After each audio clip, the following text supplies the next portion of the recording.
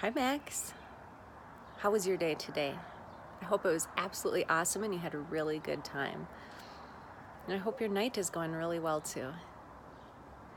Here's your bedtime story for tonight. It's a pretty special one. I think you're gonna like it.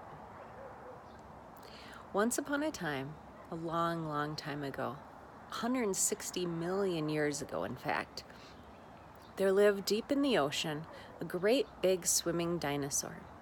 Do you remember what their names are? The swimming dinosaurs? Elasmasaurus. When the Elasmasaurus swam all over in the deep water, it was really cold water then. But he enjoyed swimming with all of his other friends. And of course, he ate all of those dinosaur fish and ate some of the smaller swimming dinosaurs too.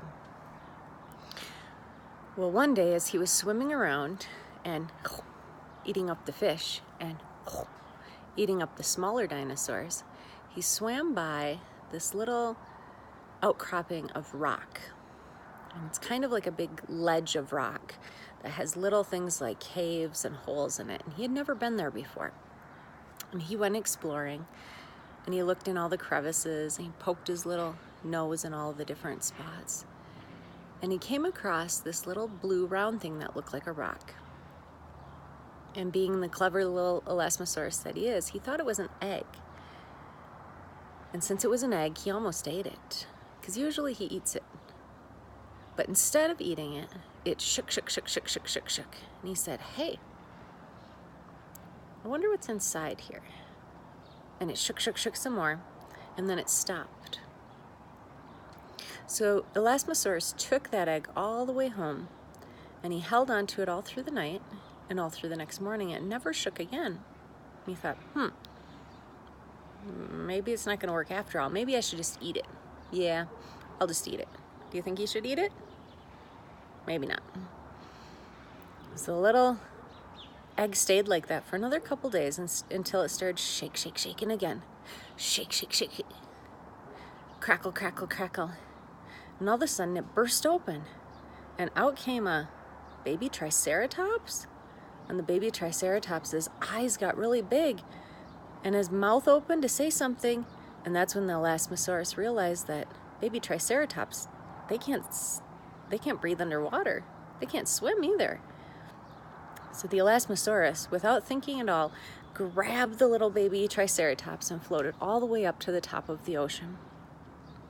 The baby triceratops was very tired and really needed to catch his breath once he got to the top of the ocean. So Elasmosaurus put him on his back and they swam all the way to the edge of the land. And the land was different back then.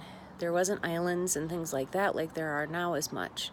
It was all one big continent called Pangaea. So on the edge of the ocean, at the land's edge, he set the little baby triceratops down. And the baby triceratops looked at Elasmosaurus, and Elasmosaurus looked at baby triceratops. And Elasmosaurus said, "Well, what the heck are we going to do now? You have nowhere to go.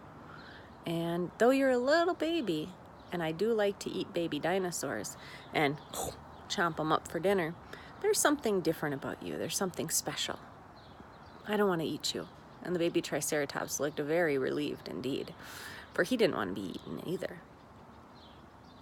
So they thought about it, and the Elasmosaurus, who could breathe above water but could also swim really well, climbed out of the water and helped the baby triceratops make a little nest for itself for the night. And the Elasmosaurus said, "Well, I have to go down and get some food, but I'll be right back, so you stay here." So the Elasmosaurus dove down deep into the water. He grabbed some fish, he grabbed some other plants for the Triceratops, and he came back up, and where he had left the Triceratops, Triceratops was no longer there. And the Elasmosaurus looked all around, and they started calling for him, "Triceratops, Triceratops," and the little Triceratops had nestled himself into the hollow of a tree, right at the base. How they get those little holes sometimes when we talk about things living in them. That's where he was, and he was sleeping. So the Elasmasaurus gave him some of the plants, and then the Elasmasaurus ate some of the fish himself. And there they lay out on the land for the night. And because they wanted to stay friends, the Elasmasaurus figured out a way to make a little reed, a little piece of grass that has a hole in the center of it, into a tube that the baby Triceratops could breathe out of.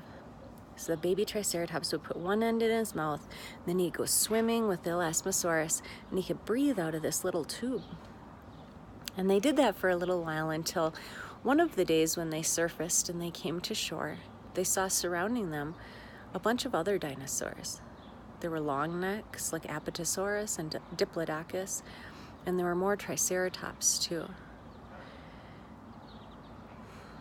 Now Elasmasaurus knew that though he had struck a friendship with the Triceratops, he couldn't raise him. He didn't know how little Triceratopses needed to learn to defend themselves and what exactly they needed to eat to stay strong and feel good. So he looked around and he said, is anyone the mommy or the daddy of this little baby Triceratops? I found the egg deep in the ocean. And one big Triceratops comes over and he says, I'm his daddy.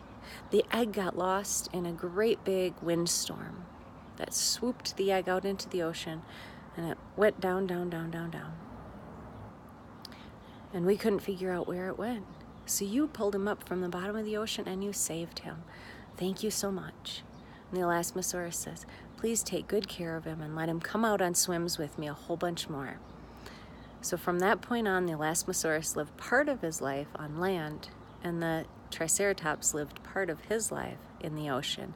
And he grew up to be big and strong, and they were friends forever. The end. I hope you have a really great night tonight and sleep well. It's a big kiss from me.